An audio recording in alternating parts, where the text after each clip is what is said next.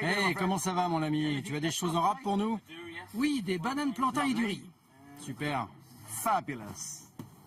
Contrairement aux touristes, Derv Dervish vient au célèbre marché de Camden au nord de Londres à l'heure de la fermeture. Camden Market est réputé pour ses échoppes de cuisine du monde entier, mais comme beaucoup de restaurants, fermeture rime souvent avec benne à ordures. Une situation intolérable pour ces bénévoles engagés dans la chasse au gaspillage. Je suis fille d'agriculteur et j'ai appris dès mon enfance la masse de travail que cela représente de produire de la nourriture qu'on mange tous les jours. Ça ne me serait jamais venu à l'idée de jeter de la bonne nourriture. Ici au Royaume-Uni, un foyer jette en moyenne 1 000 € de nourriture toujours bonne par an à la poubelle. Et ici à Camden, lieu historiquement alternatif et d'avant-garde, les restaurateurs sont aussi engagés. C'est tellement mieux que de jeter tout ça. Je suis si soulagée de vous donner ça tous les jours. Et même quand je n'ai que quelques restes ou quelques saucisses, je vous les garde.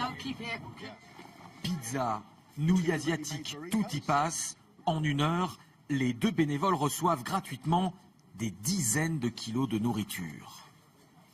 Quelques instants plus tard, rentré chez lui, Derv Dervish va enregistrer tout son festin sur l'application. Voilà, ça ce sont les haricots noirs, voilà le curry. Maintenant que j'ai téléchargé toute la nourriture sur l'application, les gens dans un rayon d'environ 3 km vont avoir une alerte pour les prévenir que de nouveaux plats sont disponibles dans leur zone.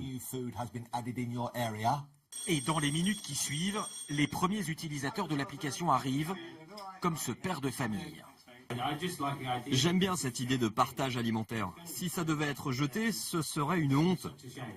Cette bonne nourriture doit être consommée. Et en plus, bien sûr, ça fait faire des économies. Tout sera parti dans la soirée.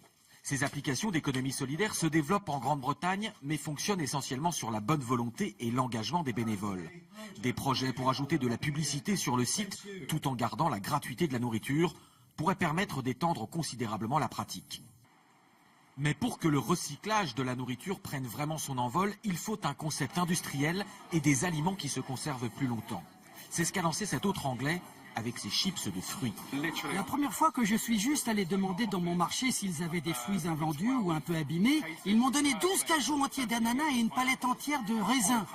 Aujourd'hui, notre société a besoin d'entrepreneurs comme nous pour montrer que ces produits ont toujours de la valeur. Si on peut les vendre, c'est un circuit économique qui profite aussi aux agriculteurs.